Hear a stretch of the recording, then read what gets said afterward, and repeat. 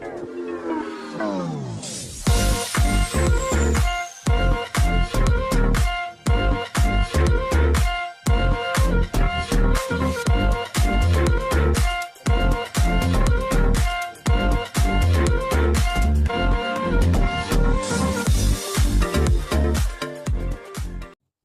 semua, salam sejahtera Malaysia. Selamat datang ke channel Fels Lifestyle. Terima kasih karena telah memilih channel ini untuk mendapatkan info-info yang padu, info yang hangat, info yang mantap.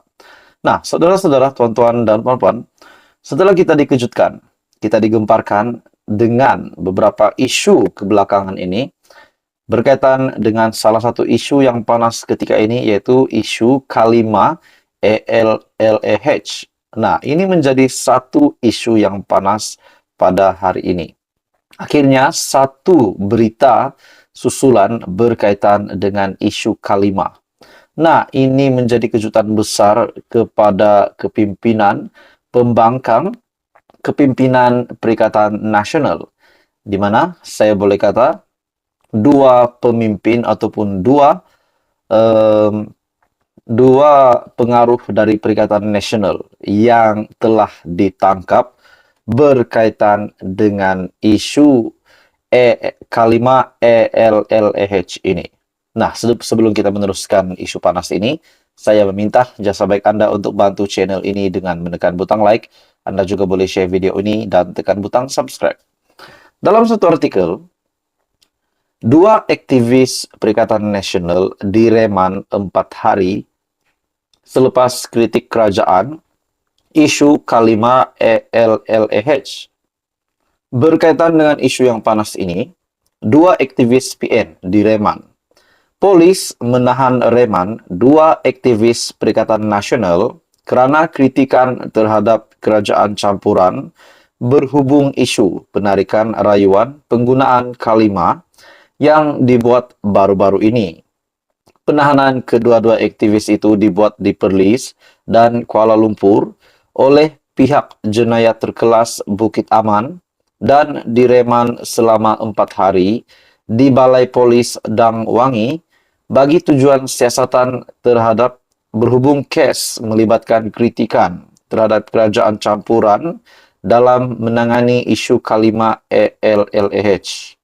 Muhammad Faridullah bin Mokhtar atau dikenali sebagai Redline 27 dalam aplikasi TikTok ditahan malam tadi selepas hadir ke Balai Damwangi untuk memberi keterangan. Artikel ini yang diterbitkan pada 26 Mei. Sementara Muhammad Daniel bin Yusuf pula ditahan di Kanggar Perlis dan pihak polis membawanya ke Damwangi untuk ditahan reman bagi siasatan kes yang hampir sama. Bagi saya ini satu tangkapan yang mengejutkan, dan sebelum ini juga apa yang berlaku di parlimen yang mengejutkan, di mana 83 MP yang menyokong usul kerajaan dan 52 MP yang tidak menyokong usul kerajaan, manakala seorang tidak mengundi dan 86 MP tidak hadir ke parlimen. Nah, saudara-saudara, persoalannya, adakah masih ada niat untuk menumbangkan kerajaan pimpinan Datuk Seri Anwar Ibrahim hari ini? Nah, selepas kita mendengar dua lagi tangkapan ataupun dua lagi aktivis PN, yang saya boleh katakan pengaruh dari PN, dua lagi ditangkap ini, bagi saya ini juga salah satu langkah untuk tidak menyokong kerajaan perpaduan. Nah, saudara-saudara, peguam mewakili kedua-dua aktivis itu, Ahmad Hamzah dan Hakim, memberitahu anak guamnya berdepan siasatan di bawah Seksyen 4 dalam kurungan 1 Akta Hasutan dan Seksyen 233 Akta Suruhanjaya Komunikasi dan Multimedia Malaysia 1998. Bagi saya ini satu tangkapan yang pasti mengejutkan ramai, pasti mengejutkan pemimpin-pemimpin politik di Malaysia, tidak kira dari pembangkang, dari kerajaan. Jadi apa komen Anda? Teruskan bersama di dalam channel ini. Jangan lupa tekan butang like, share, dan subscribe. Halo semua, salam sejahtera Malaysia. Selamat datang ke channel Fels Lifestyle. Tuan-tuan dan puan, saudara-saudara yang saya hormati sekalian. Selepas kita digemparkan dengan kabar angin ataupun dengan cakap-cakap bahwa Perikatan Nasional yang menggunakan dana dari syarikat perjudian semasa berkempen dulu, akhirnya menteri ataupun salah satu menteri ataupun Azalina Othman di parlimen membuat kenyataan bahwa belum ada file ataupun belum ada siasatan ataupun belum ada bukti terkini berkenaan dengan kenyataan tersebut. Nah, persoalannya sebelum ini Perdana Menteri Datuk Seri Anwar Ibrahim ada mengaitkan bahawa gabungan itu mendapat dana ataupun menggunakan dana kewangan semasa PRU15 semasa berkempen dulu adalah sumber itu dari syarikat perjudian. Nah, ini menjadi tanda tanya ramai orang. Nah, yang terkini pula satu lagi keputusan SPRM ini berkaitan pula dengan di bawah kuasa ataupun kawasan yang dipimpin hari ini oleh ahli Parlimen Marang, yaitu Tan Sri Abdul Hadi Awang, Presiden PAS sendiri. Satu keputusan SPRM di mana SPRM masih siasat kes beri sedekah pengundi Terengganu Pilihan Raya Umum ke-15.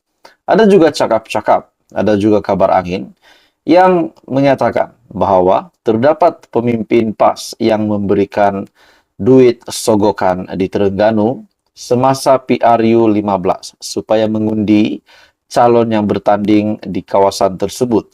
Nah, pada akhirnya hari ini SPRM buat pendedahan masih menyiasat kes beri sedekah pengundi Terengganu pada PRU 15.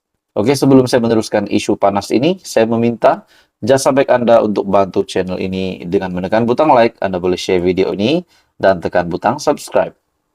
Dalam artikel yang panas ini, berkaitan dengan kes pemberian wang tunai kepada pengundi-pengundi di Terengganu ketika kempen PRU ke-15, masih dalam siasatan SPRM. Menteri di Jabatan Perdana Menteri, Undang-Undang dan Reformasi Institusi, Datuk Seri Azalina Othman berkata, siasatan yang mempunyai bukti jelas akan disyorkan kepada Jabatan Peguam Negara untuk tindakan pendakwaan. SPRM menjalankan siasatan berdasarkan penguatkuasaan undang-undang dan pembuktian kesalahan. Justru semua siasatan yang mempunyai bukti yang jelas dan mencukupi akan disyorkan kepada Jabatan Peguam Negara untuk tindakan pendakwaan. Azalina berkata demikian dalam jawapan bertulis di Parlimen bagi menjawab soalan dikemukakan SN Raya PH Jelutong. Apakah tindakan yang telah diambil oleh SPRM mengenai laporan wang tunai atau dianggap sedekah yang telah dibayar kepada pengundi di Terengganu semasa PRU 15.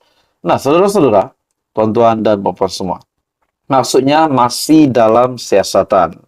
Masih lagi tindakan SPRM saat ini adalah masih dalam siasatan berkaitan dengan kes beri sedekah pengundi Terengganu.